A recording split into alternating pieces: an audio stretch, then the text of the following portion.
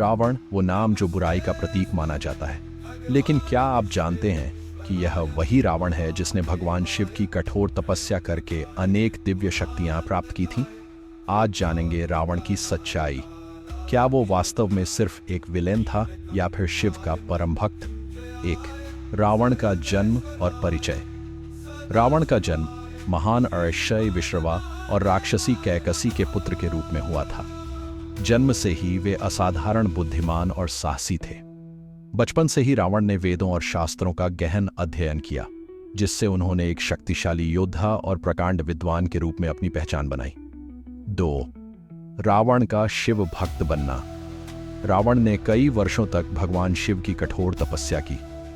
एक कथा के अनुसार रावण ने भगवान शिव की प्रसन्नता के लिए अपने सिर एक एक करके काटकर अर्पित किए। जब वह अपना 10वां सिर काटने वाला था, तभी भगवान शिव ने प्रसन्न होकर उसे दर्शन दिए और अमृतत्व का वरदान दिया।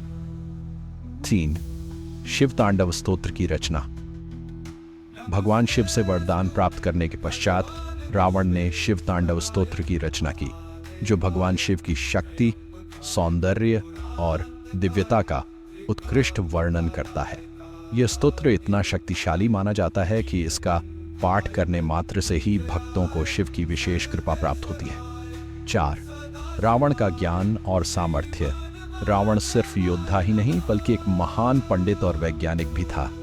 उसने 4 वेद, 6 शास्त्र, ज्योतिष, आयुर्वेद और तंत्र मंत्र सहित अनेक गूढ़ विद्याओं में महारत हासिल की। उसकी लंका नगरी स्वर्णमयी थी, जिसमें उन्नत तकनीक और समृद्धि का प्रमाण मिलता है। 5.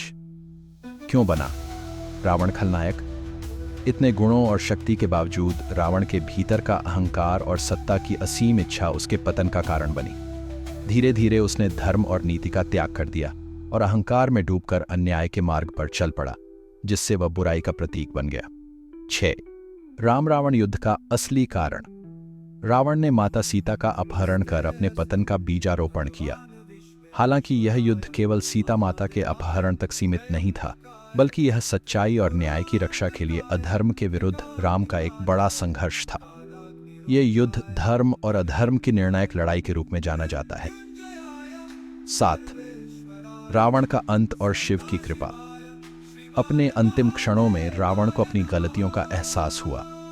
उसने अंतिम समय में भगवान शिव का स्मरण किया और कहा जाता है कि भगवान राम ने उसे स्वयं ज्ञान और मुक्ति प्रदान की, जो दर्शाता है कि पश्चाताप और भक्ति का महत्व जीवन के अंतिम क्षणों में भी सर्वोपरि है। रावण की कहानी हमें बताती है कि ज्ञान और भक्ति के बावजूद यदि अहंकार पर नियंत्रण न हो तो पतन निश्चित है।